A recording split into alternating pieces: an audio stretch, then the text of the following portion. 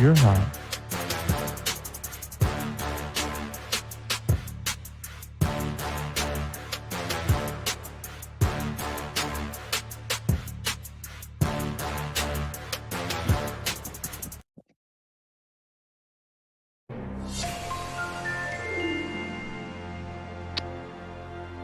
Welcome back to the Combo Couch, everyone. Pasta Jardula here. And I'm Fiorella. And Oz is spinning on the ones and two. And fam, I just shared, everybody, our stream from Rumble on Facebook.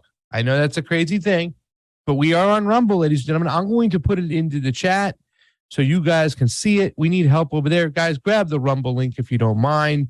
Go ahead and share it. Let's get it up there. We need to get a lot of love over there, get in their algorithm systems. You know what I'm saying? So there's the link. I just shared it in the YouTube. I'm going to share it in the Rokfin. Look at Billy Joe Kane. He got here on time. Look at you, Billy Joe. Way to go. All right. There we go. We got there on time. There's everybody. And we're in Rumble. We have 2 people watching, guys. Go on over to Rumble. Share it on up. We are now, the Convo Couch is now on Rumble. We are on Rokfin. We are on YouTube as long as they permit us. And we're in your hearts and minds. Fam, what are you doing over there? How you doing? I'm good. I'm just sharing. You were awesome on the news desk last night. I'm tired. Let me go share while you have to talk a little bit. And I'm going to go share the link so we can get our guest on in 5 minutes. How about that, fam? Yes, fam. That's fine. So guys, we're going to talk about a couple things. We're going to talk about the affidavit that came out on Donald Trump, which was entirely, I think most of it was redacted, which means it was blacked out. So you can go to the affidavit, and we're going to scroll through that quickly.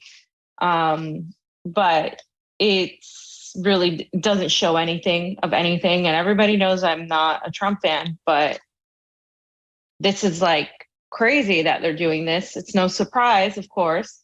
The Biden administration is trying to really just get all the focus from the shitty administration into Trump. They have been doing it this whole entire time since he left office. They haven't stopped talking about him. And he's supposedly going to run in 2024. And Trump has said that they're trying to stop him from running. And a lot of people are saying, hey, this might cause a civil war or a lot of unrest. We talked about it with Whitney Webb, that this could potentially make the MAGA people come out and do something which could then be used by the surveillance state to bring crackdowns on everybody, because as we know, they go after either the left or the right. It comes down on everybody else. And that's what people need to learn. So we're going to talk about that. And we're going to talk about another war. It's all about war, possible war with China, because POTS has a section on that. And I mean, there are people that are willing to take us into nuclear war with China to prove a point. So there's that. And we also have a guest that's going to talk about a little bit of what's going on in Latin America. I don't know if you guys saw, but on RT, we kind of did a segment on it. And I sort of pushed for them to really talk about this because it's one of the biggest things happening in Latin America right now. We have the former president, Cristina Kirchner of Argentina, who is now the vice president. She's facing up to 12 years in prison.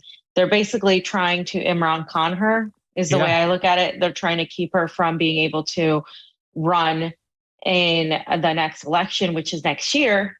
And it's a very important election because Argentina for the longest time has had a very neoliberal type of government, very pro-West. And she, of course, has been seen as somebody that has challenged that as well. And of course, now they're basically trying to get rid of her. And it's like a huge deal right now in Latin America. There's a lot of coverage of that. And so we need to pay attention to it because people are mass protesting in that as well. We have obviously Brazil coming up. Mexico has increased its trade substantially with Russia. And people in Mexico have been arguing that they can't afford to stop this trade with Russia just because of Western pressure. So there is a lot happening right now. Yeah, fam. And it's important to talk about it. And of course, all of this is foreign policy beside the Trump stuff. Yeah. You got craziness going on with an election in Brazil. Petro making nicey nice with Western Sahara. Who knows what's going on with Venezuela. In Venezuela, Honduras, the pushback against Nicaragua. It makes you say, what the F is going on in Latin America, fam? There's so much stuff out there. So if we want to know what the F is going on, why don't we bring on the person who hosts the show, What the F is Going On in Latin America? With us today, ladies and gentlemen, you know her, our good friend, a person who's had delegations to the global south, including places like Venezuela for one, Nicaragua another, where we got to meet. We got to join our good friend in Honduras with a great press conference after that historical election. And if you want to know what's going on in AMLO in Mexico, you go to this woman. Ladies and gentlemen, with us today, Teri Matson is here. Hey, everybody. Hey, Hey, Tara. Hey, Teri. That's where that comes from. That's exactly where that comes from. Hey, Tara. Hey, Tara. That's where the Twitter handle comes from. Exactly. Yeah, my whole life. Hey, Tara. That's perfect. When did the what the F come from? What's that? I said, where did the what the F come from when friends were going? Well, I mean, there. What the F? What can you say? Look at how exciting Latin America is. Every day, more and more so, right? I mean, it's like a cauldron, but it's like a boiling soup that just has the potential to be really tasty when it's all done. So where do you want to start today, folks? I mean, we're like all over the board, right? I mean, so all over the hemisphere, literally. Yeah. So it's going to be section 3. Which is 36. Teri, I want to start, I'll start with Argentina, because I think that's been a huge story. And you just had somebody on to talk about what the F is happening there. And I was just talking about it, we did a small segment on it on RT. And there's so much support for Cristina Kirchner. And I want to ask you precisely, why are people so in support of her? And do the accusations against her for quote unquote corruption have any backing, any sort of basis for it? Well, it's a form of lawfare, and it's very not unlike what we have seen happen with Rafael Correa in Ecuador, what we've seen happen, with Dilma and other in Brazil and others throughout Latin America, center of left. The biggest thing for the audience to understand is that there are presidential elections in Argentina next year. The primaries are scheduled for August of 2023. And the current vice president, Cristina Kirchner, is planning to run. And given the results of her vice presidential run and her prior 2 terms as president of Argentina, it's highly likely that if she runs, she will win, and she would win by a large percentage.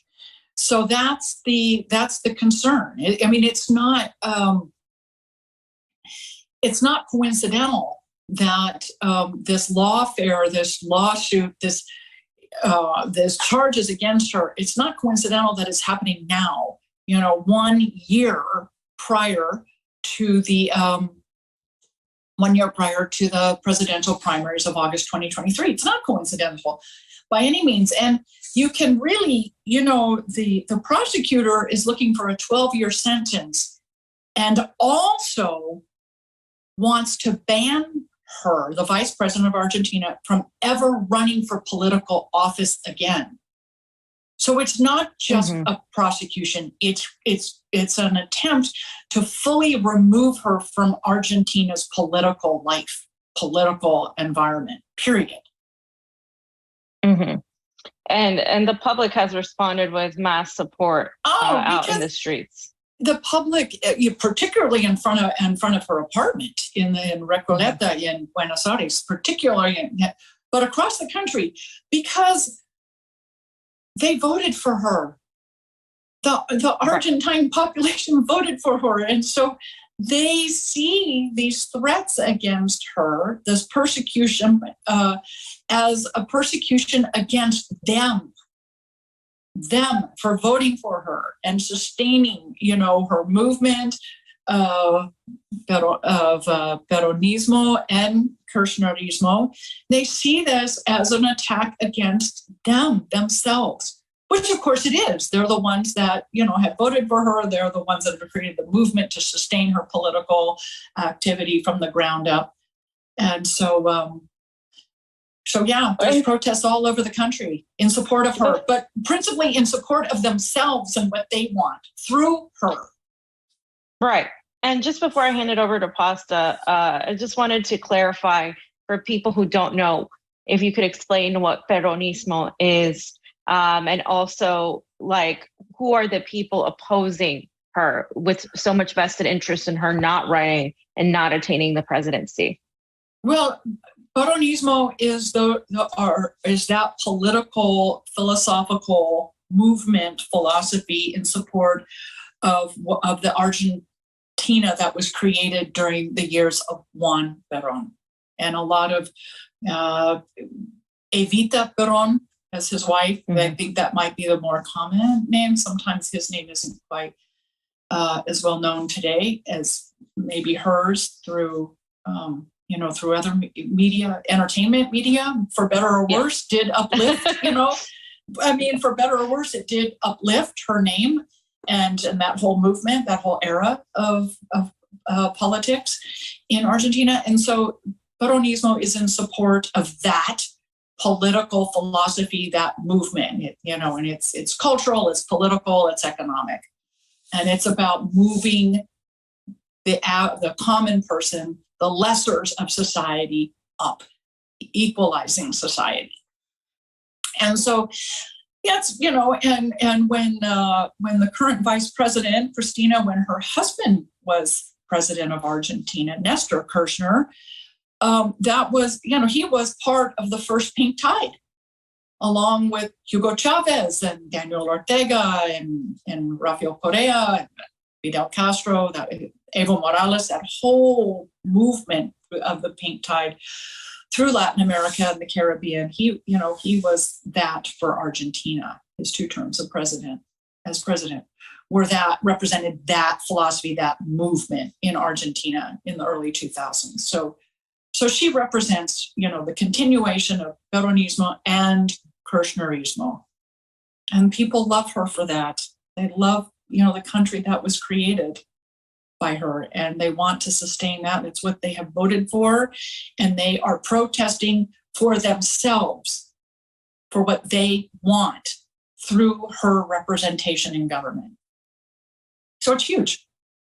Yeah, I think it's safe to say that all the countries that we've been to at the top of the list, for the number one thing when it comes to what people are voting for, it's easy to say it's national sovereignty. They want the right to make their own decisions as a country, and they don't want the West involved in every little thing that they do. We've also. Can I just say with the West, it's not that they don't. I think this is one of the things that we kind of skip over, and it is a really important thing that the current president López Obrador expresses out of Mexico City. It isn't a complete negation of the West. That many countries would love to continue working with the West as long as they're treated as equals. They want equal representation. They want to be treated as sovereign people, sovereign nations capable of making their own decisions without U.S. intervention, or European in any form, which could be militarily, economically, or this type of lawfare that we're watching come down in Argentina right now. So we see Cruz, and we see Senator Cruz, that is, excuse me for not being proper to my U.S. lawmakers. Which Cruz? Senator Cruz and Mr. Senator Rubio, along with other crazy psychopaths like Bob Menendez and even Tim Kaine joining in the party of crushing and talking just horrific about Latin America. What DF is going on right now in Nicaragua? Since we've, had the inauguration of Daniel Ortega, this last election, it seemed to solidify the relationship with the Russians, solidified this new relationship with China as actually recognizing the one China policy and not recognizing an independent Taiwan. So with all the pushback that we still see, even pushback that's been amped up somewhat in the halls of the American Congress, what DF is going on with Nicaragua moving forward on how they're going to combat this type of new I don't want to say it's new, it's old, but it seems to be intensified. Go ahead. So let's just start with Taiwan. When President Ortega and Rosario Murillo were reelected to office in November, and we were all there to witness that.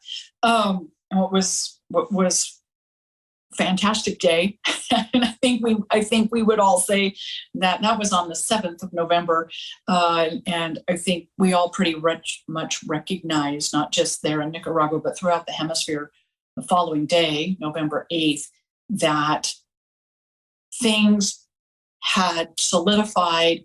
There was a definitive recognition of a shift in the hemisphere, and no longer U.S. principally dominated. The position regarding Taiwan, People's Republic of China, that was a return to the first Sandinista government's foreign policy. So it was the recognition of one China, People's Republic of China, with Taiwan clearly a part of the People's Republic of China, the one China. That was part of the first Sandinista government's foreign policy, diplomatic policy that was reversed under the 16 years of neoliberalism and has now been reconstructed or re-recognized. That's not the real word, re-recognize, or a return to that policy with the re-election of President Ortega in November. And that came, almost like within the first week or two of the elections, and then of course, the announcement that Nicaragua was going to be leaving the Organization of American States. That all happened like within the first 2 weeks of the election. Fiorella? No, I was just going to say, and recently, as Pasa mentioned, those attacks have intensified against, what was it, Cruz, who did this anti-Marxist rant. That was after the elections in Colombia. That was after. Yes. Yeah. And we're the not going churches to tolerate any more leftist governments. Yeah. And so there was also the supposed, destruction of Catholic churches that has been put out in media that has been entirely false. I mean, taken from Chile, videos taken from different countries. It does seem like the U.S. is intensifying their stance against countries like Nicaragua, but you mentioned it precisely because of Colombia, and they've mentioned Petro, and they have gloated that a few years ago we wouldn't have allowed Petro to win. They said as much. So, what do you think is happening in relation to Colombia's victory, which we got to witness, unfortunately? You were stopped, as we all remember. But we did get to witness the election going through, and then of course the inauguration after that, the second round, and then the inauguration. We saw the happiness of people as to how they felt, and then we saw Petro bring back. This was very significant to me. The Bolivar sword, which has a lot of significance. Can you talk about what is happening in Colombia in terms of that aspect as well? Well, so there's a whole lot. Let's just go back to Argentina for a minute, because we have, this threat against the removal of the vice president, a lawfare form of coup, to prevent her from running for president in 2023. That will be after perhaps a successful win of Lula for president in Brazil, October of this year. So, we're looking at, a potential with her, a potential completion. What Ted Cruz is, speaking out against happening, or trying in his, way to prevent people in Latin America and the Caribbean for determining their own governments and economies and foreign policy. So also happening in Argentina is this plane, this Emtrasur plane that is grounded, that a crew of 14 Venezuelans and 5 Iranians have had their passports taken. They're not able to leave the country. So they've basically been kidnapped, and the plane is grounded. And there's a great story in Orinoco Tribune that may possibly be an FBI investigation that's going on. And so that's where reading, and I just want to give a shout out to Jesus Rodriguez at Orinoco Tribune. So you've got this Argentine-Venezuela thing, going on with this plane, and Iran thrown in there. Iran's also an ally of Nicaragua. Yeah. And others. But so then with Venezuela, you now have a next door neighbor with Colombia. Venezuela and Colombia have, as of yesterday, exchanged new ambassadors. And the ambassador Benedetti is Gustavo Petros, the new Colombian president, in his foreign ministry. This is the new ambassador to Caracas from Colombia. And the Venezuelans have sent Felix Plasencia to Bogota. And Plasencia is the former foreign minister of Venezuela, and prior to that, ambassador to Beijing. So that is a significant restoration of diplomacy. This exchange of new ambassadors clearly recognizes the democratically elected president of Venezuela. It is both ambassadors yesterday said that their missions are to restore the brotherhood, the sisterhood, the love and family between the two countries, their historical relationship, which does lead us to talk about Simon Bolivar's sword as well. But this new restored diplomatic relationship between Venezuela and Colombia is profound for the region. And that's going to be something to really watch unfold. And both ambassadors are very positive, are very focused on restoring and rebuilding between the two countries, and understand the message that sends to the rest of the hemisphere, and the potential for economic development, continued political development, and peace and stability. Yeah. So this is huge. So now with the sword represents. Well, I want to ask something about that. Let me pause you for a second, because let's give a little context to the audience that during Petro's inauguration, they brought in Bolivar's sword, correct? And that was supposed to signify something. Now explain what that means to the audience so they understand. So Petro had asked the then current president, Duque, if the sword could be used during the inauguration. And he was denied. And of course, Duque was still formally president at that point. So the first thing, as soon as Gustavo Petro took his oath and the presidential sash was placed on him, he at that point was president of Colombia. And the very first thing he did was ask the Colombian military to bring Simón Bolívar's sword from the military barracks to Plaza Bolívar, which is where the inauguration was held. This sword represents a couple things. First and foremost, it is a sword used by the liberator, what Latin America knows and calls the liberator, Simón Bolívar.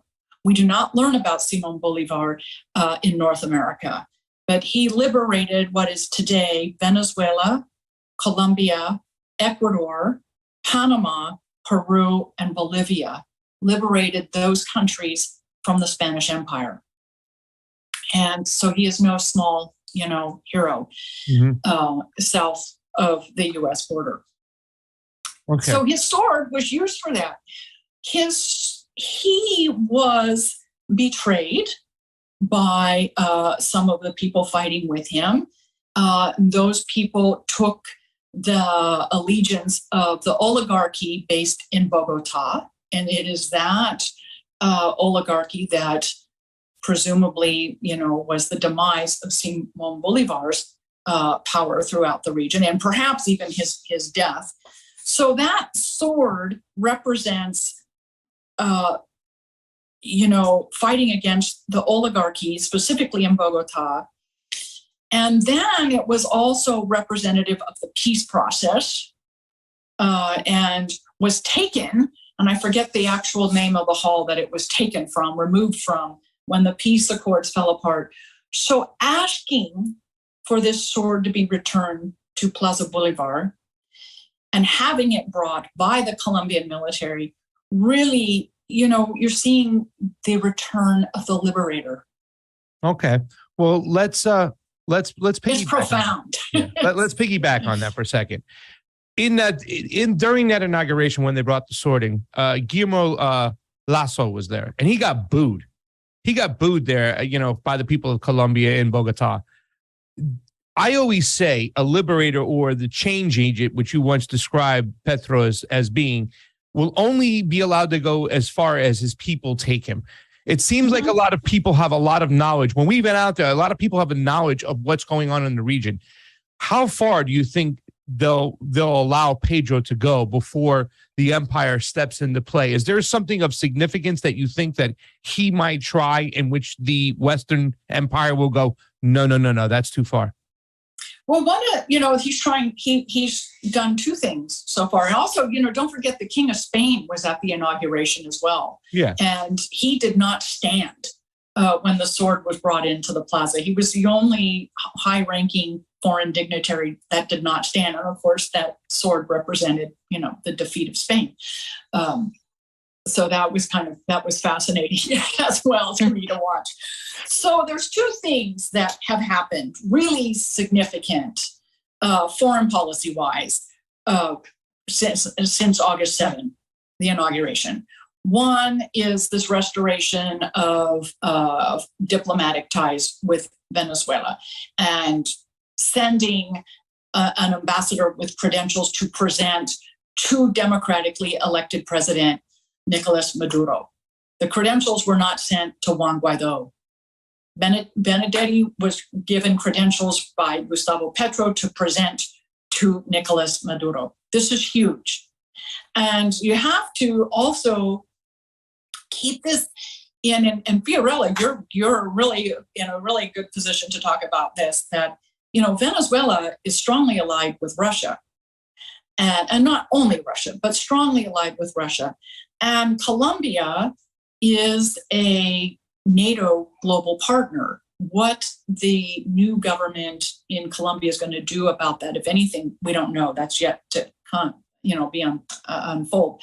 But you essentially have, a Russia-aligned country against a NATO-aligned country.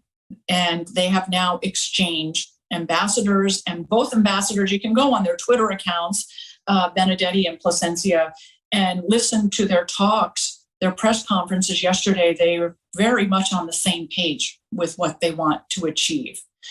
And then the other thing that has happened is with Cuba. The new Colombian ambassador to Havana is there with a specific job of reopening the peace negotiations with the elected government of Colombia and the ELN. And this was all in the process through 2016 and all fell apart with the prior Colombian government. The new government is interested in reestablishing those talks. Now, here is the tricky thing. One of the reasons that Cuba has been designated a state sponsor of terror by the United States, this is a unilateral decision by the United States, is because they have, quote unquote, Cuba has hosted and harbored terrorists. Those terrorists are ELL members that were invited to Havana to participate in the peace accords. So it's a catch-22 for the Cubans that, not intentionally, by doing, a good deed, have now been, really horribly punished by the United States.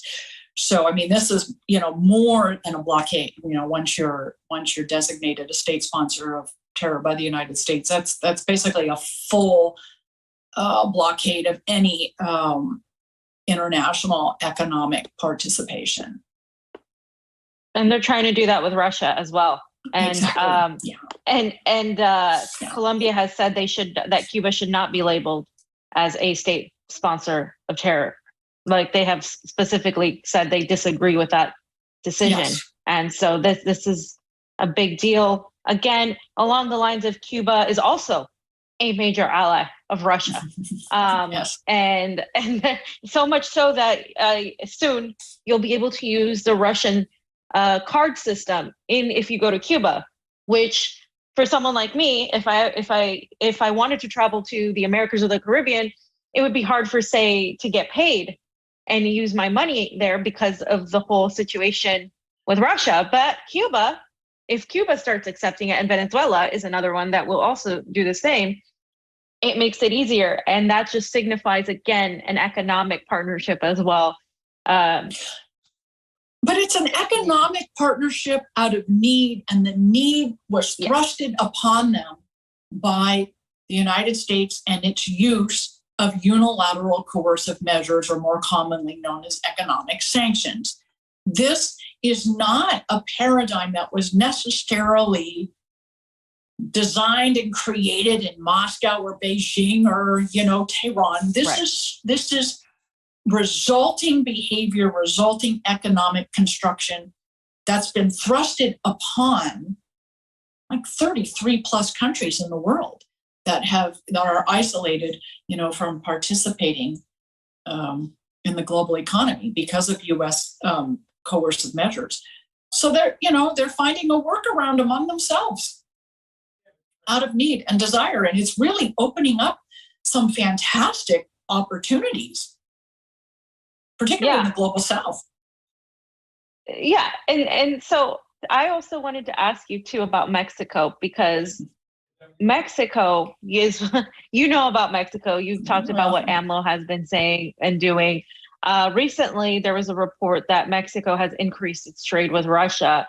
Can you talk more about what's going on in Mexico, and also the potential consequences of Mexico doing this? Because we know AMLO has been pushing the envelope with Assange, has been pushing the envelope with the nationalization of lithium, wanted to nationalize energy, and wanted all of Latin America to nationalize lithium. So if you could just talk more about that and your experience as to what's been going on thus far.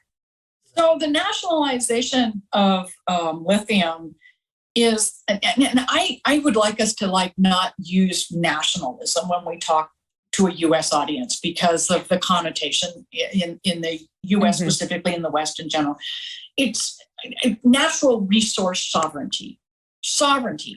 To control what happens, in a non-neo-colonial manner, what happens to the water, to the lithium, to the gold, to the diamonds, to, all of that the people in their country, live on top of.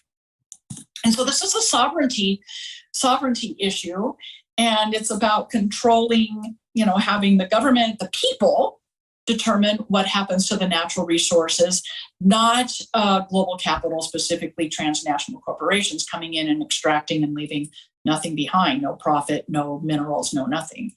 And so, yes, the president of Mexico is a huge proponent of natural resource sovereignty, a very strong voice throughout the Americas about it. And the lithium is one. They did try earlier in the year to control the electrical generation. That did not pass, although that was voted on in what would be the equivalent of the U.S. Congress. It passed, but not with a supermajority. And so technically it didn't pass. But there was a majority in favor of nationalizing the electricity production in Mexico. It needed a supermajority. So you can see the majority of the population and the deputies that represent them, the majority of those deputies, voted to control energy production. It just needed a supermajority, and that didn't pass. And the within 2 days, the lithium legislation was up, and that did pass quite easily.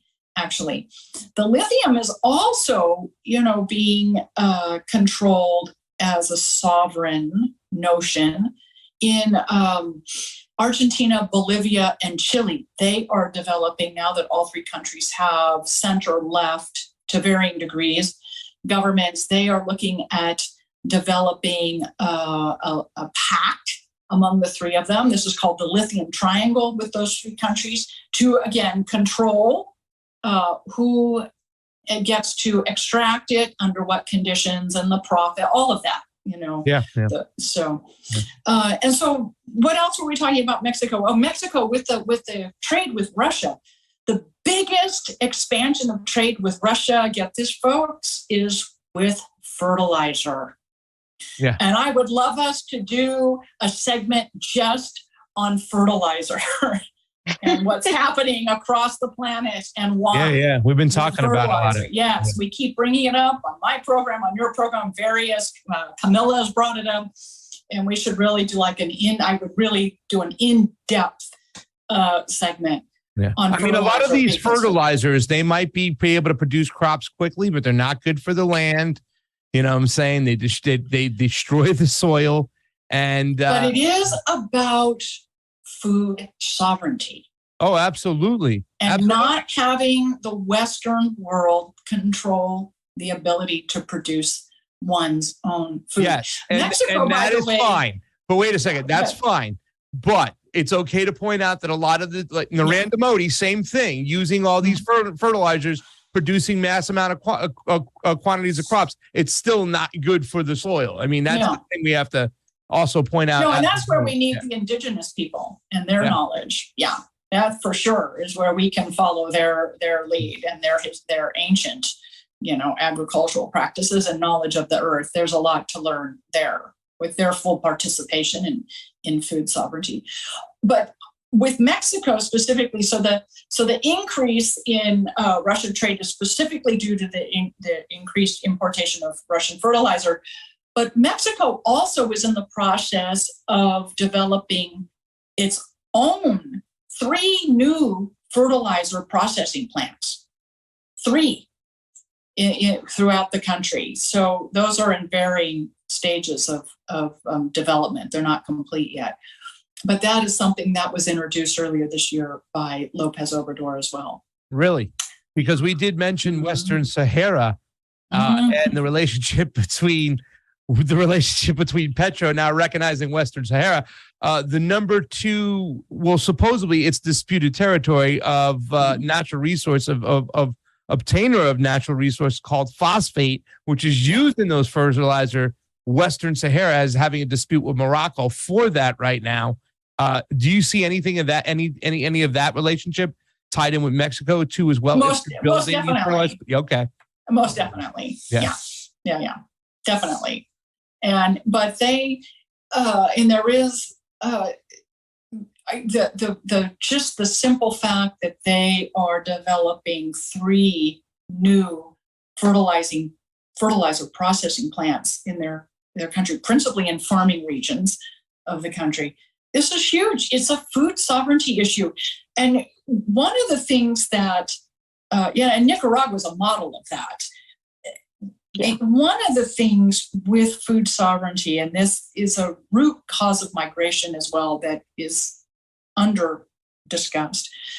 In Central America, there's what we call the dry corridor.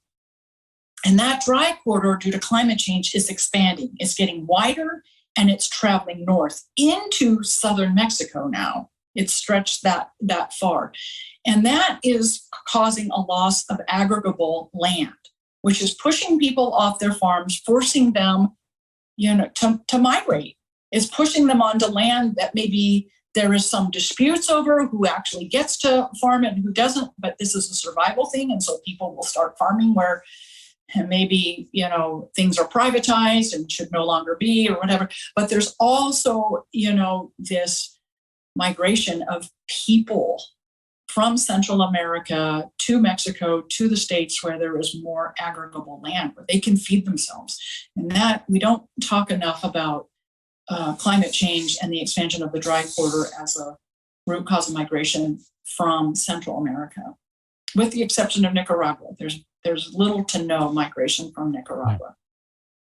Pam, you got a question? Because I have one. If you don't, no, go ahead. How Mexico? Okay. Mm-hmm. there's talk, right? Like we heard Putin talk about, well, not Putin so much. They said the Russian Federation is willing to start their own G8, being that they've gotten their nose turned from the West, all the usual characters, the Macrons. So now Italy's all broken up. People think Olaf Scholz will be out of there before the end of the year. Biden, the whole 9 yards. There's been talk that they're going to start another G8 with all the members of BRICS, right? Brazil. Who's the next one? Brazil, Russia, India, China, South Africa. Thank you. And perhaps Argentina. No. And perhaps Argentina. But then there's talk about starting their own G8, and that Mexico and Indonesia will also join those other 6 countries that you talked about right there. Do you foresee something like that happening? And if that does happen, I mean, you've been in this game for a long time, Teri. I'm old. Right? You've been in this game for a while. You know the United States empire. If a move like that is pulled by either AMLO or his successor, what does that mean right on the border, a Russian-friendly country sitting right there? Well, let's look at where this new G8 thing is coming from, subject is coming from. Last September of 2021, López Obrador reinitiated CELAC after a 4-year pause. So this is and held a summit in Mexico City. That was September 18th of last year, and I would, highly recommend your audience listen to that summit. It's on YouTube, CELAC 2021. It's 5 hours, but it's worth. They just do it in parts and hear every. CELAC was created by Hugo Chavez, and it was created for Latin American Caribbean integration, political and economic principally. It is all countries in the Americas with the exception of the United States and Canada. And this summit in 2021, I think everyone was there with the exception of the then Colombian government. People who attend these summits are presidents, foreign ministers, vice presidents, high-level government officials. So with this reconvening of CELAC after a 4-year pause, that conversation in September of last year focuses, and this includes people like Lasso in Ecuador, the desire to integrate the hemisphere economically, Latin America and the Caribbean, to integrate as an economic bloc in order to participate in the global economy as one regional economic bloc, not unlike the EU. That's sort of the philosophy behind it.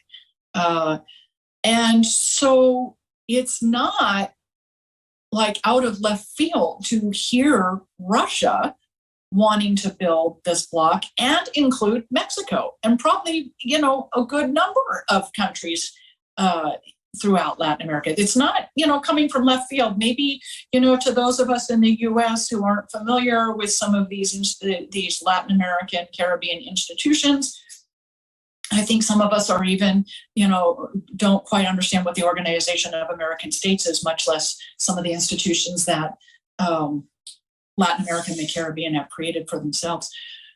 So this is, there is potential. Yes, there is potential for Mexico to, at the very least, be a stronger economic partner with Russia, and for that relationship to ripple out through the Americas, specifically through CELAC. Now, keep in mind, the presidency of CELAC passed from Mexico to Argentina.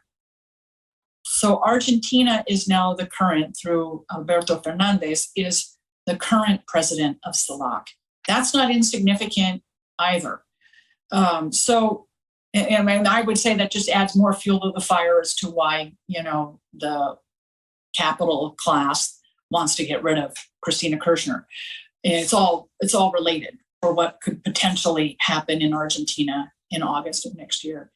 So, the thing is, what is the United States going to do? we talk about what the people in Argentina are doing to keep their elected officials in office to raise, the poor. What kind of stomach does the U.S. population have for continuing to support this? I don't know. I can't even call it a government, that we have in the United States. I don't even know what it is that we have, a cabal. It's just, a cabal. I don't know. My personal, and this may sound really, I don't know, maybe Steve out there, you probably understand what I'm saying. My concern, and I have said this in some, because some people think I'm, really extreme sometimes, which I will admit I am. But, when the border wall, you laugh. Don't laugh at me. It's true. But I'm often right or left or whatever you want to say. I'm often correct. A number of years ago when the wall was being expanded on the U.S.-Mexico border, I said, and everybody was like, we have to keep, as we just talked about, all these Central Americans and, from migrating into the country. And I said, well, what if the wall is not about preventing them from entering, but it's about preventing us from leaving? And when you just kind of shift, right? You shift the lens that you're looking. I mean, I think that's worthy of exploring a bit, particularly when you look at how what's panning out in Europe now, in the United States, NATO wanting to control Western Europe, US, Canada, Australia, New Zealand, and perhaps even Japan, is what is known as the quote unquote international community. Is the vision to make that the Western world and isolate, essentially. I mean, there's some really, unusual takes that the current U.S. government kind of forces you to look at. And to me, it just talking about the New World Order. Well, they want the whole world, though, and they're not going to succeed. They're not going to. It's very clear that is coming undone. And so what are they going to do? They're going to just keep their Western Christian world, white Western Christian world, preservation of that, and perhaps not integrate with what's unfolding in Eurasia and the global South, which to me is a pity and a horrifically lost opportunity for the West and for the rest of the world. Fam, you got another question or no? Yeah, I hope that wasn't too crazy sounding, but that's kind of, not at all. When you shift the lens and look at it, look through the prism from a couple different perspectives, there's any number of things that, could unfold, and not necessarily to the benefit of those of us living in the United States. No, and just my last question's related to that. It's just, we saw, and I agree with you 100%. We saw how Europe and the United States handled COVID, right? There was how people rebelled against the lockdowns, how people left because of these lockdowns, because of the way people were so divided and polarized. You couldn't even have a conversation about any of that. You were just an anti-vaxxer or this and that. And now so much is coming out that is once again proving a lot of people that were, hesitant or even asked questions, right. And so what we're seeing is this what they talk about is this, this, we have the multipolarity on one end, right? We have the world of the multipolarity where the United States and the West no longer are calling all the shots. We see India trade rupees for rubles. We see this interaction in new markets with Russia. Well, in spite of the sanctions, they have found new markets with China and East Asia and Southeast Asia. And we see China and Russia being pushed together by the actions of the West. So what we're seeing is this multipolarity. What do you think, what is multipolarity to you? And where do you see Latin America in that, in terms of what's going on with Russia and China? Well, I guess first I'd like to address multipolarity, because prior to World War I, the world was multipolar. You had 5 empires. You had the Ottoman Empire, you had the Russian Empire, you had the Austro-Hungarian Empire, you had the British Empire, and you had the Chinese Empire. You had 5 empires. It was a multipolar world prior to World War I. That didn't go so well. So we have to be careful, when it unraveled during World War I and then through World War II. And I would say, through the first Cold War, it was continuing, to unravel and evolve into Western unilateralism. But so we have to be careful when we talk about multipolarity, because I think what we're actually seeing is a bipolar world emerge. White Western Christian world and the rest of the world, and having 2 distinct blocks, 2 distinct orientations to culture, history, economics, politics. And to me, multipolarity would mean everyone working together, West, East, South, North, everybody. And I don't see that as what's actually unfolding. Some people are saying it's Cold War 2.0. Maybe that's a way to describe it, but it's really what we're seeing is bipolar, the West and the rest of the world. Within the rest of the world, I guess you could say there is multipolarity among all those countries. There isn't one hegemon. But as far as the globe in its entirety, to me, it seems that it's a bipolar world that's emerging. But I really do think we have to be careful about multipolarity, because historically, the world's been there, and that wasn't, it wasn't the romantic or the pink tide. I mean, we have the pink tide. Romantic isn't the right word to use, but it had a different connotation. You had 5 empires that were right constantly. So we have to be careful of that. As far as how this all affects Latin America, my God, Latin America and the Caribbean have an opportunity today that they haven't had in 500 years to be sovereign and to decide as sovereign nations among themselves the direction they want to take their governments, their economies, their people. It's huge, and it has the potential to be very, very exciting. What has emerged is now, starting to branch out and grow, and it's the potential is enormously exciting. But this sense of sovereignty, of national sovereignty, natural resource sovereignty, it's the first time in 500 years. 500 years. Teri Matson, everybody. Thank you so much for joining us today. Fam, you got anything else? No, thank you, Teri. And just let people know where they can find you besides Twitter.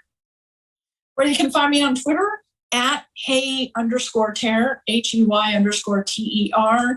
I'm the host of Code Pink's weekly YouTube program, What the F is Going On in Latin America and the Caribbean. You can watch us Wednesday nights, 7:30 p.m. Eastern on Code Pink YouTube Live, and also find us on Apple and Spotify podcasts. Awesome. Thank you, Teri. Thank you, Teri. With the 2 of you, I'm always so honored to be on the air with you guys. It's great conversations. I just love it. Thank you, Teri. Thank you. Yes, we always learn so much with you. Thank you for educating everybody. Thanks. Teri Matson, everybody. Go check her out. At Hey Ter. Get all the links to where you got to go. What the F is going on in Latin America over on the YouTubes. Go watch it live. That's one of our big peeps that we know, fam, in the Global South that always keeps us up to date with what's going on. Yeah, 100%. And a wealth of knowledge. And she's right, actually.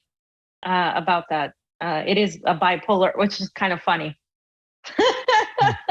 A bipolar world right now. It's kind of crazy, but she's actually right about that, actually, if we're being specific. There's so much to talk about regarding that subject, so many different views and stuff. But Fam, what do you say we go to section 1? Let's do it. Yeah, because this is now we're going from foreign policy to domestic. Now, we're talking about a potential civil war here. I don't necessarily. I think it's possible. I think they want this. I think the establishment, the cabal, as Teri mentioned, it's not crazy to call them that. I wouldn't call this a government either. We talk about this all the time. We don't live in a republic or a democratic government. We live in an oligarchy, a system ruled by those who have enough money, enough power, and perhaps more, right? A national surveillance state. And this national surveillance state, for whatever reason, right now through the FBI is going after Trump. And I shouldn't have to preface everything with I'm not a fan of Trump, because if you watch the program, you know I'm not a fan of Trump. But I don't care, because for the last, how long has Biden been? Only 2 years, right? It's only been 2 years that Biden's been in office. And the entire time they've been focused still on Donald Trump, CNN, MSNBC, every pundit, everybody, Trump, till right now. And because Trump might run again in 2024, there is this idea that they're trying to stop him from running. There's also the other idea that perhaps Trump has been a part of this whole thing the whole time.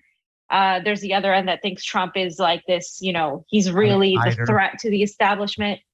I don't think he really is as much of a threat, but a lot of people brought up too, even on RT, DeSantis, right? I interviewed the Arvin Bora. You'll see the parts of the interview, but basically they see DeSantis as perhaps an opportunity, which I think DeSantis is far more compromised than Trump ever was, to be honest.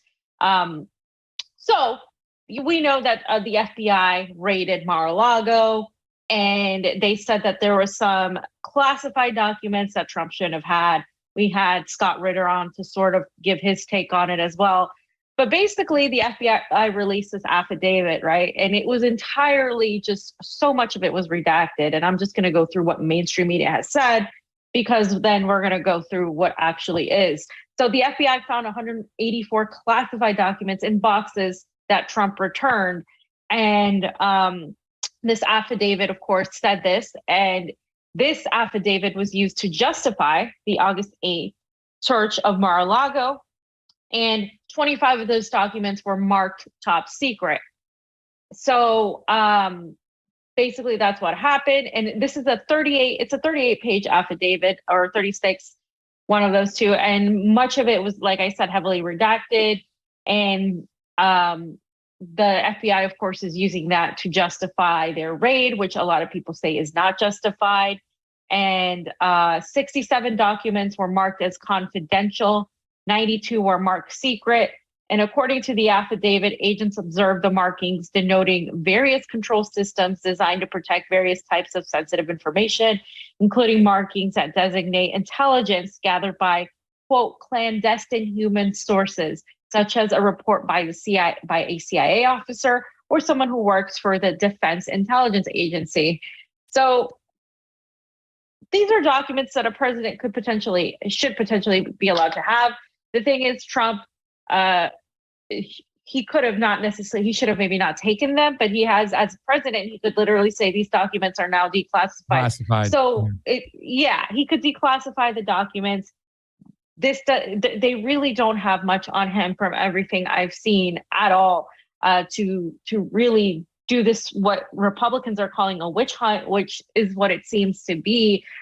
So this warrant was approved that allowed Trump's property to be raided, and they said that they found probable cause that the evidence of multiple federal crimes would be found. So they're just saying this. They have no actual proof that he actually that he did something to try to hide, to go against the government, which is kind of what they're insinuating. And the one almost completely blacked out section is titled, "There is probable cause to believe that documents containing classified national defense information and presidential records remain at the premise." So this is what they think. And I just wanted us to show the audience. You guys can probably go on your own, but you can scroll through this. That's the affidavit. It's 30 something pages long. It basically says what I just said. A lot of it is redacted, right? Anything you want to say, Pasta, about the affidavit so far? What could I say? It's like, it just seems like it's like what Whitney talked about. This is, I mean, it's right in front of your face, ladies and gentlemen. They're trying to incite a freaking war. They want us fighting each other, plain and simple. That's why it was so easy for, like, they wanted to make sure that Zuckerberg's message that came out, that the FBI, who just raided Donald Trump's place, right, also told Facebook and Twitter and all these other guys that, there's Russian stories about Hunter Biden. And that's why they, didn't put out that information. It just seems like it's one thing after another, just trying to push people over the edge. And so far what I'm seeing, and I don't know how long this is going to hold off for him, but I'm really proud that people haven't taken the bait. You know what I'm saying? I still think we need a lot of work with talking to people and building bridges with one another, but nothing crazy has happened just yet, other than stupid people beating each other up on a subway. Yeah. Yeah. And so I just wanted to read, there was this opinion article, and I say it's an opinion article by Fox, of course, because they're the only ones that are going to really talk in a way about this. And so one of the things that I saw that I thought was actually right was that there was little effort set in addressing the significance of the apparent evidence, right, and the facts, because it included a letter from Trump's lawyers. It didn't acknowledge the potential advice of counsel, defense, or any authority to bring this case against Donald Trump or refute anything that his lawyer said. So that's just a mistake. And also there was no memo from the DOJ's Office of Legal Counsel defending the legality. And the affidavit references the applicable law, but withholds any mention of court decisions regarding a U.S. president's unfettered ability to declassify documents. This is the biggest thing for me. The U.S. president has the ability to declassify documents. So this is right again. There's just he could have done that. And it also fails to inform the court that a former U.S. president may fall outside the criminal statute. It's just they really don't have much to go on, I guess, to reiterate that. They also, in this article, talk about the criminal intent. It's hard to find the criminal intent anywhere in the affidavit. And if it's there, it's probably redacted because no language alludes to any individual willfully retaining documents or otherwise violating laws that the FBI alleges have been broken. In fact, the affidavit includes instances of the return of the boxes of material to the U.S. government. And according to this op-ed, the affidavit reads more like a document dispute in a civil case in which lawyers for both sides conduct a back and forth chock full of legal arguments. So they're basically saying the affidavit doesn't say much. And also, third, they point out we still do not know who the target or targets of this warrant are. The affidavit is filled with conclusory statements such as there is probable cause, but the unredacted language gives no reference to whom the probable cause applies. And clearly the location of the warrant suggests that the FBI may be going after President Trump, but the lack of any evidence in the unredacted portions directly implicating him criminally, as well as the government's failure to address any significant legal issues surrounding Trump's authority, mean that he may not be the only target, or there may not even be a target. So essentially, this could be a whole lot of nothing, right? It could just be, we're going to put this out. A nothing burger, fam? No. Yes, fam, a nothing burger. Nothing burger. And the last thing they say is, nowhere do the redacted portions have more work to do than the alleged evidence of obstruction. In the unredacted sections, the FBI acknowledges the return of 15 boxes of materials and ongoing communications with Trump's lawyers attempting to resolve any outstanding disputes regarding which, if any, remained documents ought to be turned over. This would appear to provide evidence of cooperation with authorities rather than obstruction. So so again, that happened. And then the unredacted portions do not answer many of the questions. The timing, right? Why now? Why is this happening? This is always going to be what a lot of Trump supporters are going to talk about, right? like, why are you doing this right before the midterms? Why are you doing this right as we're gearing towards the next presidential election? And it's just really interesting, the timing of all of this. And again, also there's been a huge emphasis on focusing on MAGA supporters as fascists in a certain light. They've been trying to call them a certain denomination of fascism, and it's ridiculous because we have actual fascism in our government right now. And I don't agree with a lot of the policies the right and Trump support, but at the same time, to call that fascism and ignore that Biden is the president, and ignore what's been done under the Biden administration and what's been done under the Obama administration or the Bush administration, under the national intelligence apparatus, what's been going on foreign policy wise, and to call a group of MAGA supporters fascists is really hypocritical at best. And at worst, I think it's just an attempt to really divide the population and have them go at each other, because that's essentially what they want. And that's a lot of what they're getting. I mean, with this whole, it wasn't just enough with COVID. It's this whole thing, or with Russia or Ukraine. It's this now. Like, Trump is back in the headline news, and you have a bunch of these moron progressives calling Trump supporters and everybody who disagrees with them fascists, and you have everybody being called a fascist. You just have this back and forth of like focusing, on the woke versus the unwoke, this culture war back and forth, and it's really just not productive and in any way, shape, or form, because what's been going on is the right is blaming, like, say, communism and calling Biden a communist when we know he's a neoliberal globalist. And it just creates this idea that, you have Marjorie Taylor Greene and the squad, and that's all America is. And it's not. It's just it's very just theatrical. I don't know if what he said the other day, but Donald Trump said something that somebody's full of shit. I was trying to look for it real quick.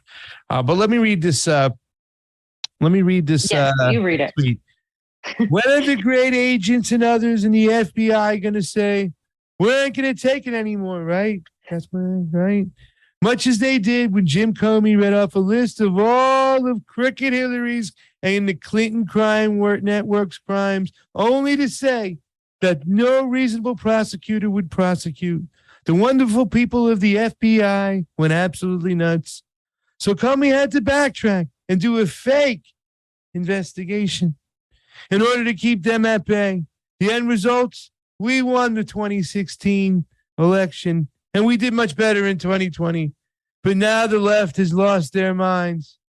Now it comes out conclusively that the FBI buried Hunter Biden's laptop story before the election, knowing that if they didn't, Trump would have easily won the 2020 presidential election. This is a massive fraud and election interference at a level never seen before in our country. The remedy, declare the rightful winner, or this would be the minimal solution. Declare the 2020 election irreparably compromised and have a new election immediately. Oh, yes, and by the way, Fee, China. That was a good reading of Trump. But he wants to freaking have another election? I mean, when was this? I mean, come on. I mean... I mean, we're on YouTube, but I mean, he's not wrong in terms of like the FBI admitting they buried the Hunter Biden story now, right? They're going after him. Yeah. The United States hasn't had a fair election, guys, in decades. And anybody's still thinking that, Trump is the first victim is, hello, Al Gore. Not that Al Gore was like, is amazing or anything, but yeah, John, let's be real here. Let's be real here. If voting made any difference, they wouldn't ask you to vote. I mean, they would make it illegal if it made any difference. They would make it illegal, yeah. And and so many times they try to justify this, and they're still trying to justify that, what they did against Trump was, okay. It's like what, Fisher said last week, is that pretty much you could have corpse inside Hunter's closet and it wouldn't add up or equal to the crimes of a Donald Trump. This is very something they were saying on Bill Maher the other night too, as well. It's like, okay. And they used the term, just look at Trump University, how bad it was, fam. That's just awful. I said, yeah, Trump University compared to pedophilia by Hunter, and now seeing Daddy with Ashley. Is there Kelsey? What's her name? The daughter's diary, where the people got arrested, exposing Biden for a lot of crap over there. But even the drone actions, the illegal drone actions, compared to Trump University, I mean, this is just stupid. And the left in America, including Hollywood, which gives the marching orders to a lot of people to justify and manufacture consent for cheating of an election, especially when it affects them most, which is crazy. It's just mind-boggling. It's that Trump is awful. Therefore, the ends justify it. And that's just ridiculous.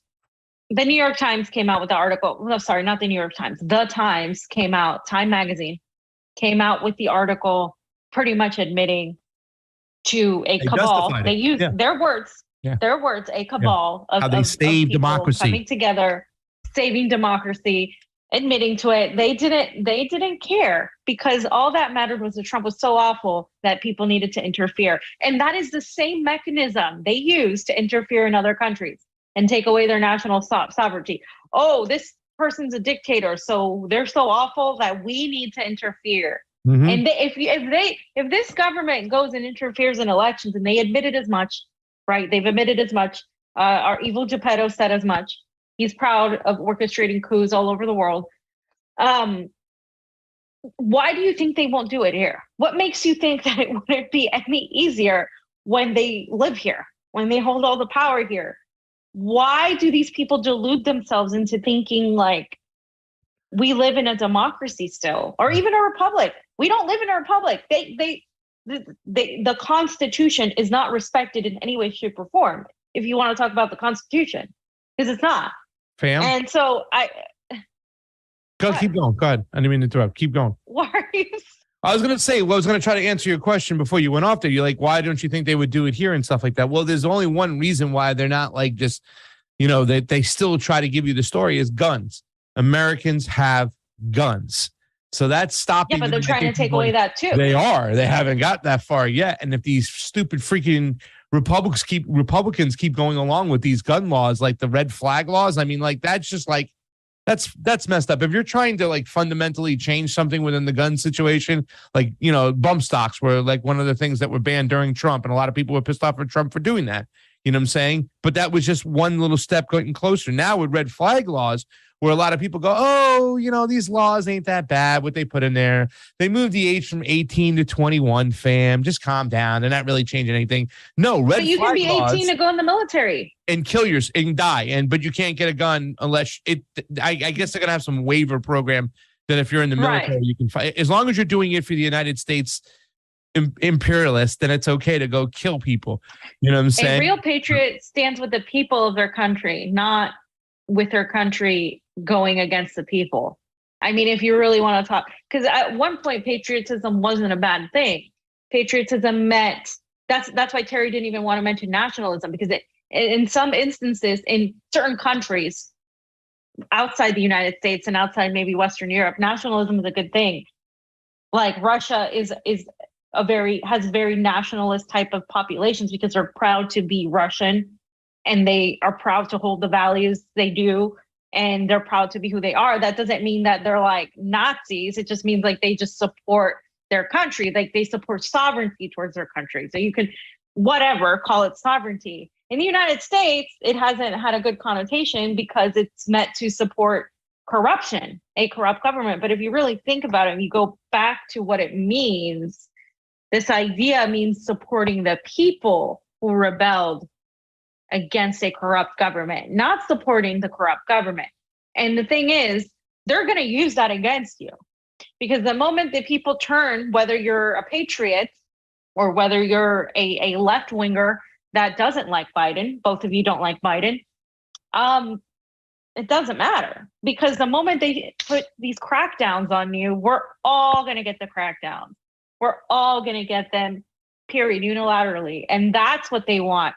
They want a civil war so they can go and implement the worst surveillance measures we've ever seen before. We have not ever gotten back any crackdowns and surveillance measures since the Patriot Act, since after 9/11, and we're never going to get them back unless we take the government back. And I'm not trying to sound, I'm not trying to, say anything like that, but I'm just telling you, constitutionally, historically,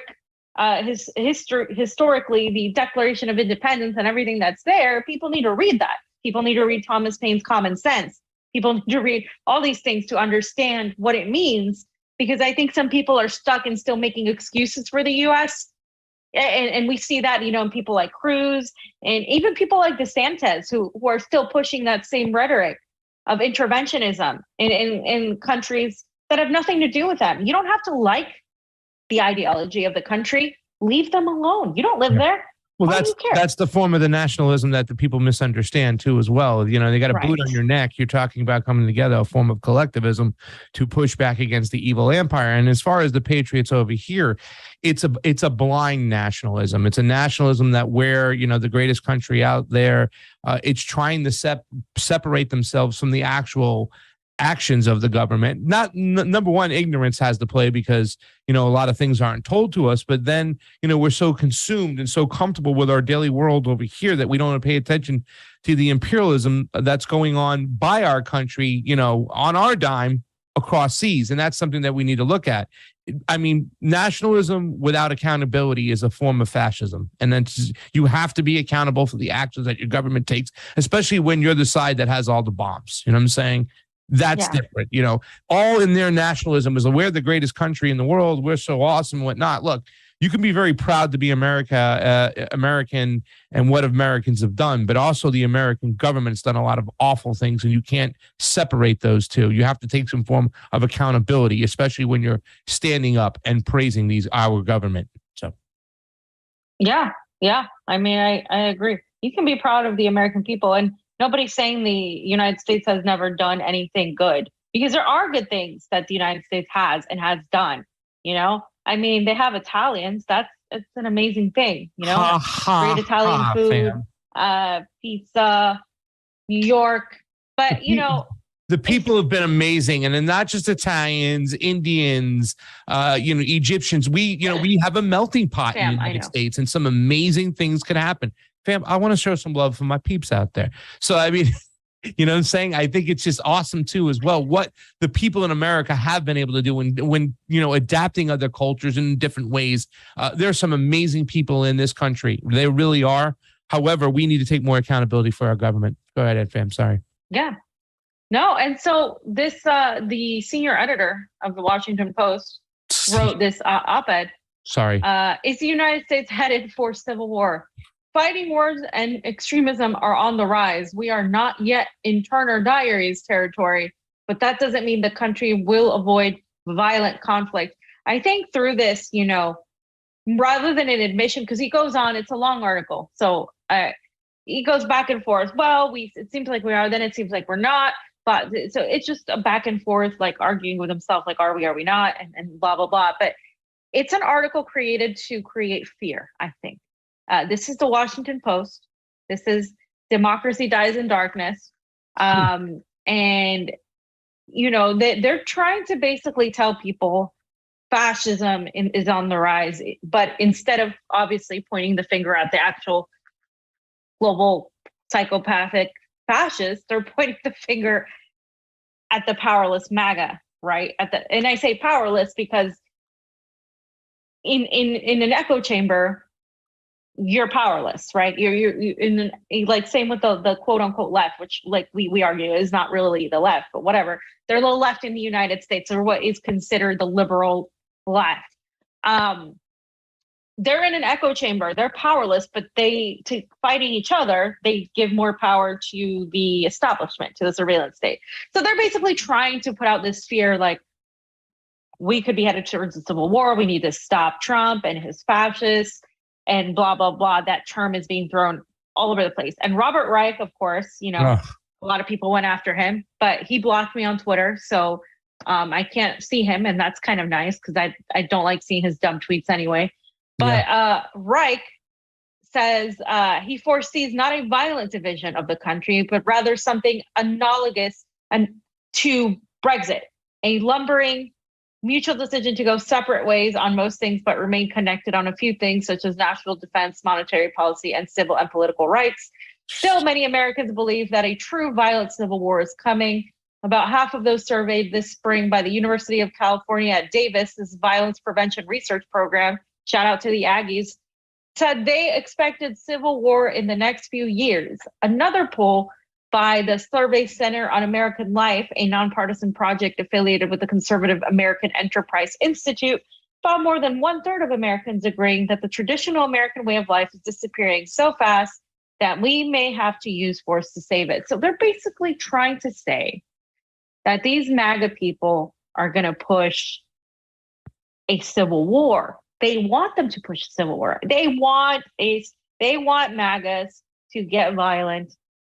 It's their job. They can in turn pretty much punish everybody else, right? So, I mean, guys, don't fall for it. 1, 2, it does seem like America is headed that way because of the propaganda, because of the polarization. But at the same time, I think there are more and more people every day seeing through these games, seeing through the bullshit. And I think a lot of the foreign policy is what's highlighting a lot of the corruption.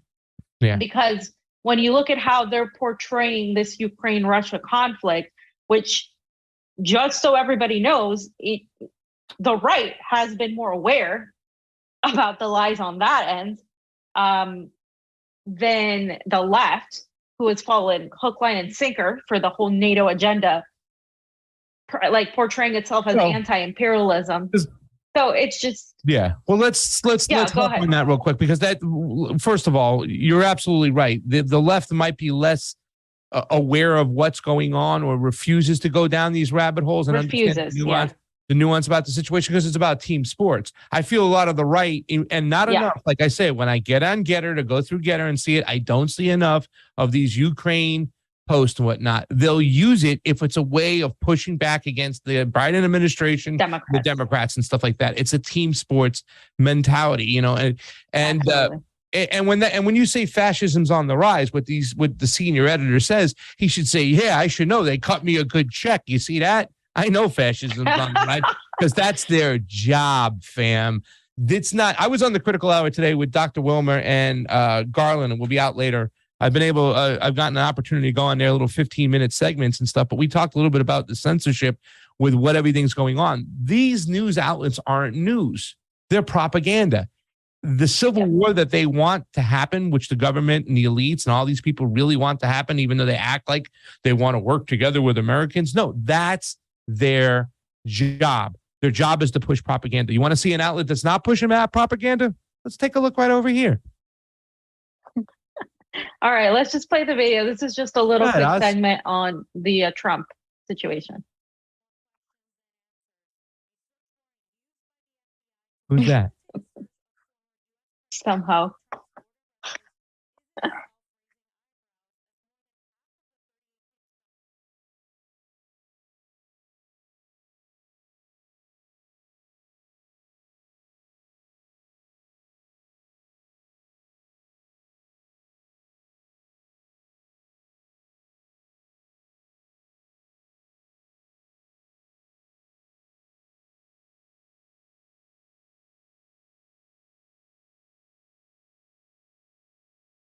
And Answers, a search warrant used by the FBI to facilitate a search of former U.S. President Donald Trump's Florida residence, is itself raising eyebrows, as more than half of the 38-page document is redacted, leaving questions about a political motive ahead of midterm elections. Glad to see the FBI being fully transparent and releasing the warrant for Trump's raid. I've seen plenty of warrants in my life, and this basically sums up the redacted Gestapo, FBI, warrant issued for Trump. FBI directly spied on candidate and President Trump, lied repeatedly to get courts to approve FISA warrants targeting him, paid a foreign national to gin up smears on him. Comey, FBI's fired director, stole and leaked Trump's FBI files. So raid on Trump's home is par for the course. The Bureau conducted a search of Trump's Mar-a-Lago residence this month, accusing him of breaking the Espionage Act, saying he may have stolen classified documents concerning the U.S. nuclear program. However, Trump denies the accusations and claims that Biden's administration is trying to throw him in jail so he'll be unable to run in the 2024 elections. Unlike Twitter users, many of whom are mocking the FBI's approach, the Washington Post senior editor sees Trump's ongoing legal blues as a potential prelude for civil war due to the increasing polarization of American society. Earlier, I spoke with Arvin Vohra, the vice chair for the Libertarian National Committee, who thinks there might be political violence if Trump is arrested. I would say right now we're at the level of a basically guaranteed national divorce, one that is currently ongoing. And you're seeing it in all parts of life. In education, you're seeing more and more people simply leaving the public school system, leaving the government school system, and homeschooling and creating homeschool cooperatives where they teach without government propaganda. And so you're already seeing a national divorce going on. Now the question is, will this national divorce turn into violence? And that is something that can very likely happen. It would require one side to engage in violence. So for example, if Trump is forcibly jailed, could be very easily be a catalyst for violence. So divorce, definitely. Violence, certainly very possible. Damn, that's what they're hoping. Bam. That's what they want. That's what they want. Yeah. That's what they want. That's what they want. They just want that, you know what I'm saying? They're pushing like crazy for doing, that's what they want. And we were there. Just when I was watching those images, I was like, damn, we were there. Yeah, no, I keep like expecting to like look and then see us somewhere. Like, oh, there we are. All right, there we are. Say hello. But listen, the people went there. It was a Stop the Steal rally. Okay. And people have to understand that this wasn't about taking over the government or sedition and whatnot. This is a place. I think what they hoped for more than anything was that their presence would somehow move Mike Pence to not certify the election and kick it back to the states. That was what he had hoped, I think, would happen. But it wasn't. They weren't there to take over the government. They weren't there to seize the Capitol building until they got their way. They could have if they wanted to, right? I mean, there was so many people there, fam, right? It was just a group of people up by the Capitol. Everybody else was back. But if they were there to take that, to just sit there until shit has changed, they had plenty of people there. But the people weren't down for that. They were there for elections.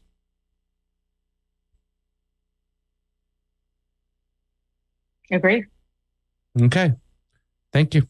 Let's read some super rays real quick. Rem, how you doing? Has anyone else noticed the obvious similarities between Klaus Schwab and old uncles festering? Bam. That's a question but thanks for pointing it out. I know, right? Game.film is here. Game.film, what's up? Thank you for the super ray contribution. Sending some Shkarol. Love you guys. See, Game.film knows how to do it. Shkarol. You spelled it pretty good. I think that's how you'd spell it. I need a little extra Shkarol, everybody there. Hit the super raise up. Thank you so much. Arem, patriotism is supporting your country all the time and your government when it deserves it. Mark Twain. I don't think our government has deserved our support for quite some time, man. They've been pretty awful, and they continue to act like a bunch of fucking belligerent, drunk assholes. Jim Garrison, thank you so much for the super great contribution. The European girls really knock me out. They leave the West behind, and Moscow girls make me sing and shout, and JoJo's always on my mind. Is that a song? I'm assuming that's a song. Yeah, fam. The European girls really knock me out, and they leave the West behind. And the Moscow girls make me sing and shout. That's and not the true. JoJo's always They on don't my say mind. That's I think not true. Beach Boys, right? The Beach Boys didn't talk about Moscow girls. Yeah, they did. No Wait. way. California Girls. I think it was California Girls. Yeah. Beach Boys. Yeah. Yeah. It could be David Really? Roth. It could be David Lee Roth. Guys, do us a favor. Go over to Rumble real quick. I'm going to grab the link and share it to the chat. We need you guys to go on over there. I know we've asked you to go on this channel, that channel, but let's help us out over here. We need some love. We're diversifying our media because we have to. Fred Edwards says it's the Beach Boys. Thank you, fam. How did I do with the singing, Jeez. Fred? How did I do? There's the Okay, Rumble. it's because never mind. I was going to say, Okay, who is the best karaoke person of the combo couch? It's me, right? Everybody knows that, right? I pick the back in the USSR. I pick the best songs to sing, fam. I stay within my zone. I do He a lot. picks Green Day, which is the most obnoxious band ever, and I can't stand them. And he picks it. And Johnny and I never like listening to it. And he screams at the microphone. Imagine how he screams at the microphone now. Imagine him singing. In fact, I think we should do a karaoke episode where Pasta sings karaoke to you guys if you guys like him so much. We should compete and we'll have them judge. And We'll compete. all your little fee stands will show on up just to vote for you. Kristen Nye, thank you for the Super 8 contribution. It is always appreciated on the couch. Fam is here, live from Moscow. Pasta is I don't here, have stands. live. I have Thank you guys comrades. for going over there, by the way, and Rumble. You guys just jumped those numbers up. Do us a favor. Get on over to Rumble. Hit the link. Share. Subscribe. Let's get it out there. We're now on Rumble. Yeah, come check us out. Fam. What does Trump always finish up his sayings with? Oh, yeah, by the way. China. So, this is funny because I heard a lot of conservatives go, a lot of patriots, this is all games and theater. China owns Biden. I said, well, if they own him, they better go back and ask whoever they bought him from for a refund because this son of a bitch is getting antsy. U.S. foreign policy is getting us closer, fam, to World War III with China. So now we're on the verge of going to World War III with Russia. Let's throw China in there because we won't stop. And then ourselves. Yeah. Well, that's another civil war, right?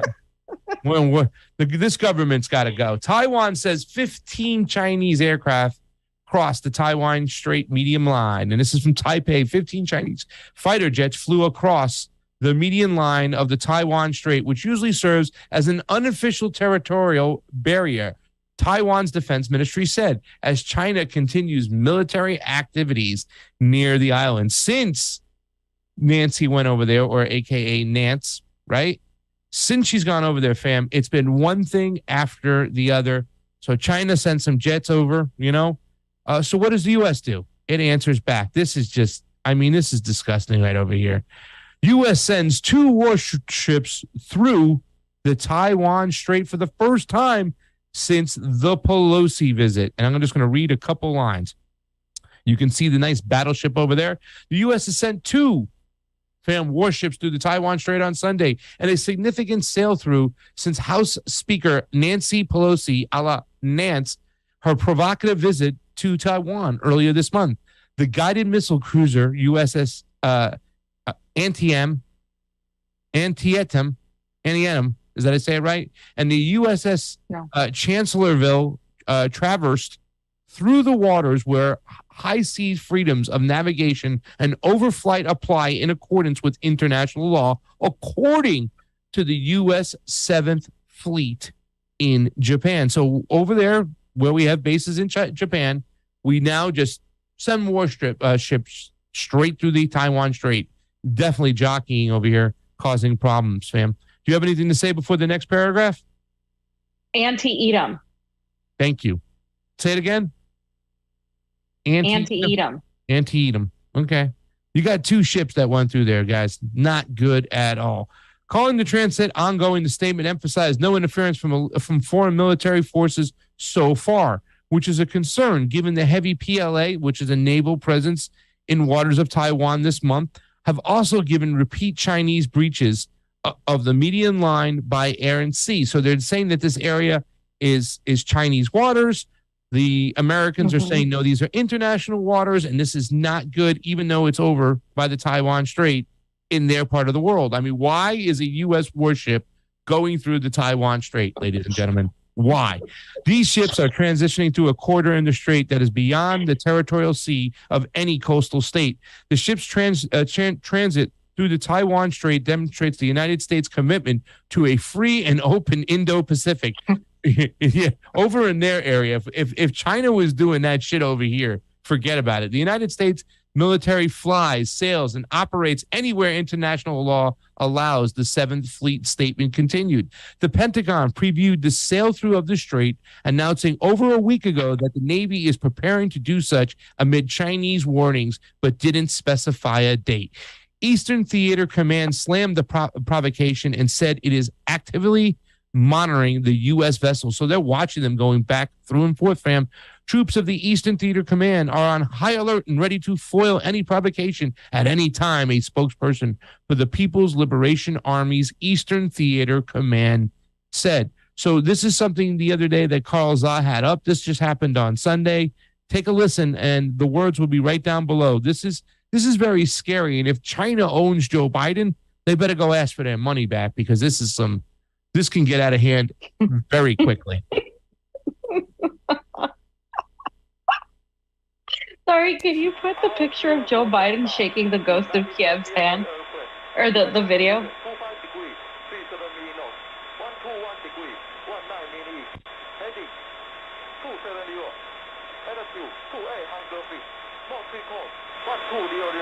Attention, you are flying inside of RCS space.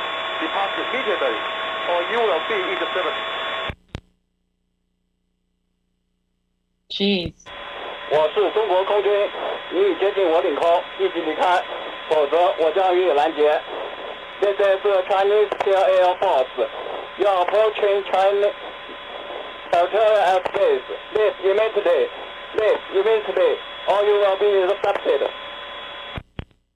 I'm a United States military aircraft conducting lawful military activities in international airspace. And exercising these rights is guaranteed by international law. I am operating with due regard to the rights and duties of all states. 我是中国空军，你已接近我领空，立即离开，否则我将予以拦截。This is Chinese PLA Air Force. You are approaching China's territorial airspace. Leave immediately. Leave immediately. Or you will be intercepted. I am a United States military aircraft conducting lawful military activities in international airspace. And exercising these rights is guaranteed by international law. I'm operating with due regard to the rights and duties of all states. 我是中国空军，你已侵入我领空，严重侵犯我国主权，立即离开，立即离开。This is Chinese PLA Air Force. You have entered China's territorial airspace and spreading violation. China's 7th Navy military.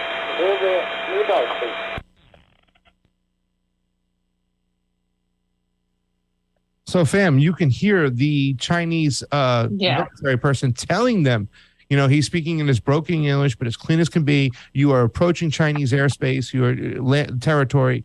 Please, you know, reroute immediately. And what does the American naval commander say? We're in international waters. We'll do what the fuck we want. I mean, this is like, once again, hello. I mean, why? I mean, and who would justify this move? How can you justify, if you had to lie to me, fam, to justify why the United States can go have vessels go through the Taiwan Strait near China? Can you think of a good lie that would work if you were the press secretary for the United States right here? You know, not Karine Jean-Pierre, who, you know. There is no good lie, but they said we're conducting regular exercises within international laws. Staying on international waters. There is no good excuse. Like, what are you going to say? Why are you over there? There's no excuse. Well, we have to let the Chinese know, ladies and gentlemen, we have to let the Chinese know that their aggression will not stand. Their aggression will not stand. They will not mess with the sovereignty of the independence of this country of Taiwan. But they don't recognize the independence of Taiwan. That's the thing. They don't. They have said repeatedly, we recognize China, the China One policy. They have said it repeatedly. They have said, no, we know Taiwan is not an independent sovereign nation. They have said it. So what they're doing is, on one end, it's like like a liar, right? A liar. Pasta, let's say you're dating a lying woman, and she's like, I love you very much, Pasta. I think you're the most gorgeous, sexy man in the world. And she's telling you this, and then you see her going out with some other guy. Yeah.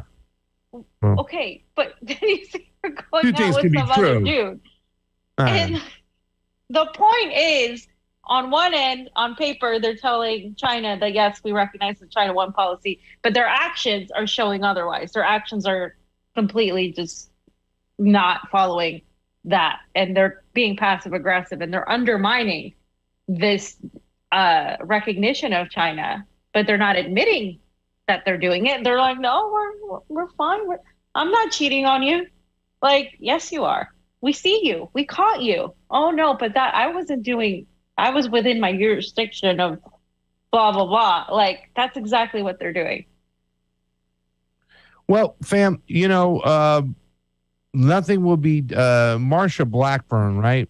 I mean, well, let me read the last part of this here because I don't want to skip to it, because this is what they said too as well. This is slide 30. The White House has accused Beijing of using the early August Pelosi visit to manufacture a crisis. Chinese state media at the same time expressively stated that the PLA drills were a rehearsal for a forced reunification. For now, it looks like the congressional delegations to the self-ruled island, in some instances led by some of the most outspoken anti-China hawks, will continue unabated, given a Thursday-Friday trip by Senator Marsha Blackburn marked the fourth delegation trip in under a month. So they had the Pelosi delegation, then they had the two Democratic delegations, right? They had the Markey was on part of one. So here comes another one. Senator Marsha Blackburn shows up. Fam, the Republicans and Democrats might be divided on a lot of issues, but one issue they're really together on: war. China. China too. Senator Blackburn calls Taiwan a country during the meeting with President Tsai. And President Tsai, TSAI, is the Taiwanese president and whatnot. But the fact that she called them a country. Now look at this next thing. This is the second part of the article from Axios, I believe, right? Was it? Yeah. And then here's the tweet. This is just will blow your mind. Senator Marsha Blackburn, a Republican senator, referred to Taiwan as a country during a meeting with Taiwan President Tsing Ing-wen in Taipei on Friday. Why it matters: Blackburn made her comment in person, but her spokesperson confirmed to Axios she was deliberately used the word. It's likely to further anger Beijing, which was warned of consequences for the U.S. if American officials continue to visit the island it sees as a breakaway province. And this is what she says. This is what this nut job actually goes out there and tweets. I will continue to stand with the Taiwans. I will continue to stand with the Taiwans. Did anybody is it Taiwanese? Is it? I mean, am I? Yeah. They're right. It's Taiwanese, but I will continue to stand with the Taiwans and their right to freedom and democracy. I wish she just went democracy and put the DES instead of saying Taiwanese. And then she literally says, Xi Jinping doesn't scare me. Oh my God! Someone get me out of this timeline, man. Do we not live in a fucking cartoon? Somebody throw the marmot back into the goddamn machine. The marmot's busy playing hockey. I'm sorry. It's hockey and curling, right? We saw the curling video I sent you. Fam, I mean, wow. How is this woman in charge of anything? She can't even she doesn't even know how to call. Oh my God. I can't. You know what they're doing? They're poking the dragon, fam. They're poking the dragon and poking the bear at the same time. The United States can't afford to poke either one of them, really, and especially not both of them. Well, to make matters worse, they keep on putting fuel on the fire. They got 4 delegations now that have gone, especially since Beijing's saying, cut it out, knock it off. And so what they do, they increase all their war games, their military exercises. Now things are on just high tensions in the Taiwan Straits and in the South China Sea. Things can get out of hand. So what can you do to make the situation work? Let's take the Taiwan's top China policymaker to visit the United States and meet officials. Sure. I mean, like, what, you know, with my cousin Vinny, is there anything else you can pile on to the top of the crap over here? Yeah, let's send the top lawmaker from Taiwan over to the United States. That should make the people in Beijing just sleep and rest assured at nights now. Now you're doubling down even more. Here's a little demonstration. So when they came to town, you knew they were in Taiwan. They all had their masks on, and, you know, they're out there waving their flags. So there's a little flag of the celebration.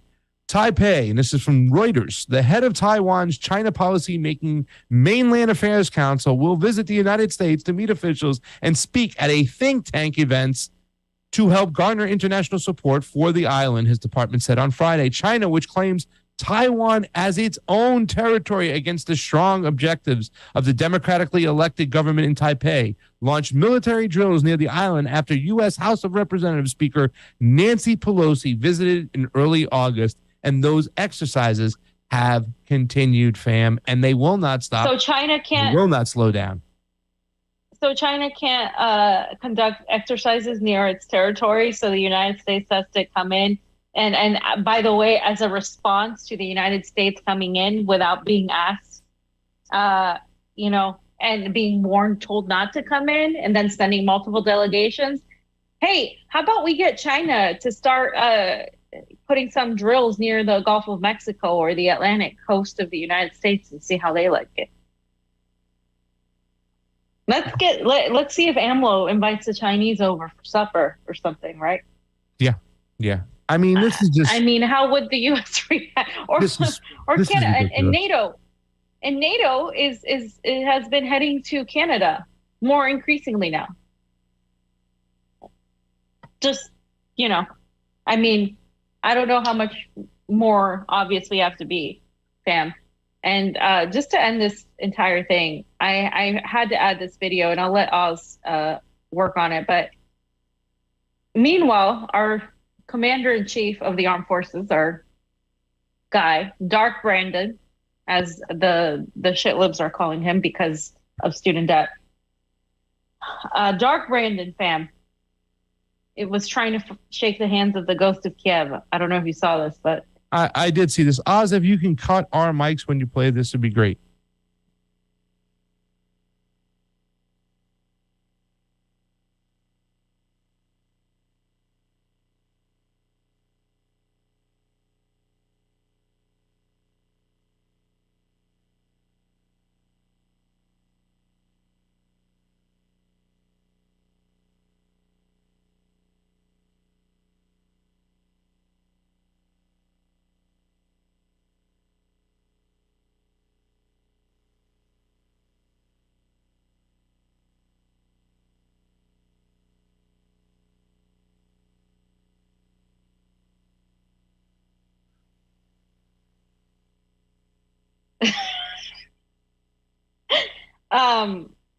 Did you see that weird picture that came out where Jill Biden was his babysitter?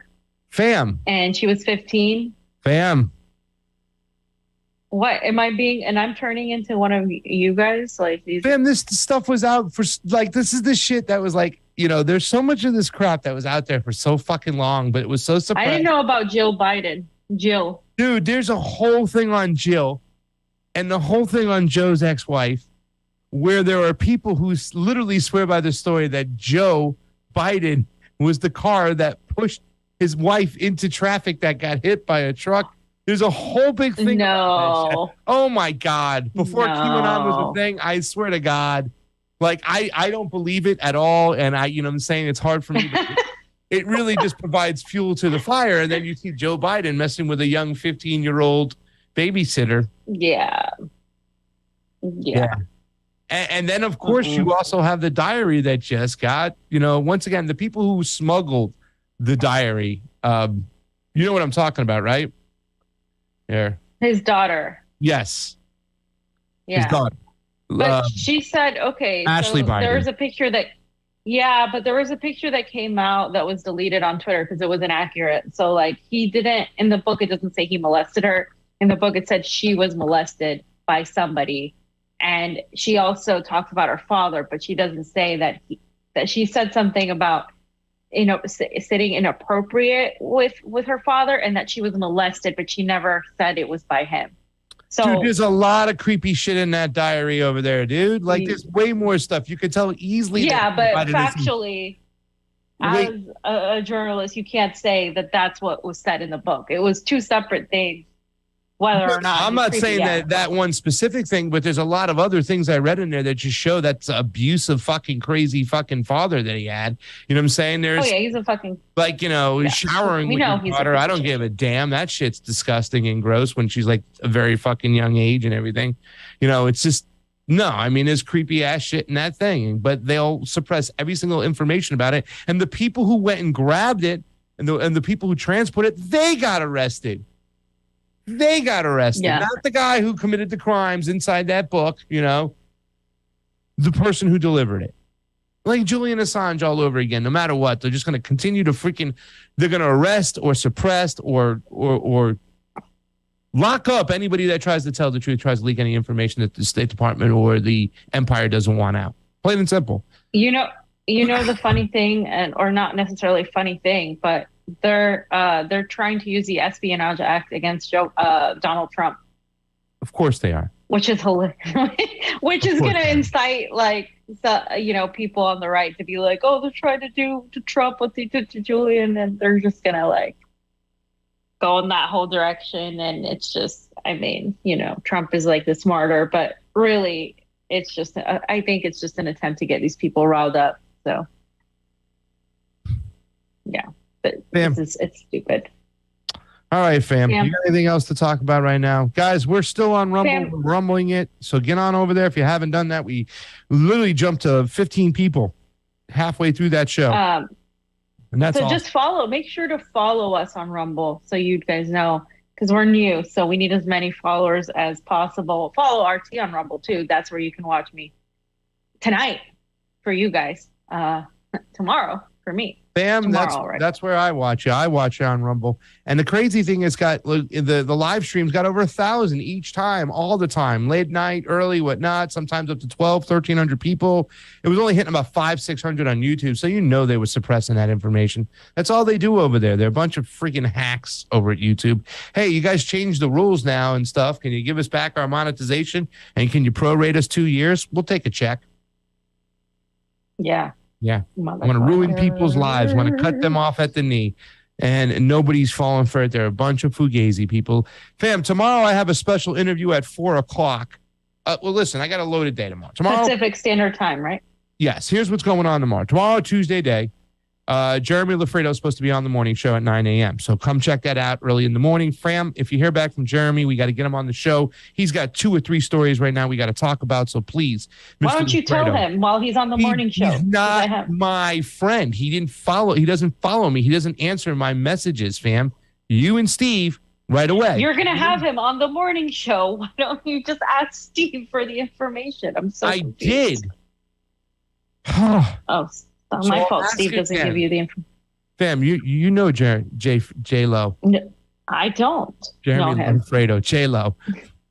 Rebel News. Go check them out. Jeremy Alfredo's awesome. Got some great stories out there about the farmers. That story there too as well. And the international health, not the international health regulations, New York health regulations. He's got the story on that going. Go check out his Twitter. And then at 4:00 tomorrow here on the Combo Couch, 4 p.m. Pacific time, I will have an interview with Dr. McCullough. He's returning champion. He'll be on the show.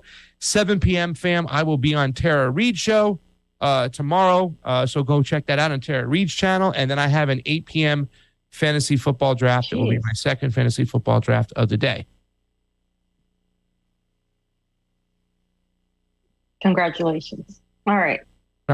So that's the schedule for tomorrow. By the way, our Super Rate contribution came in from Crone of the Heresy. It was the Beatles back in the USSR. Let me see. Yeah.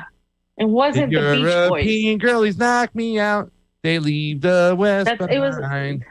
And Moscow girls make me sing and shout. You're such a liar. They don't talk about anything outside of the United States.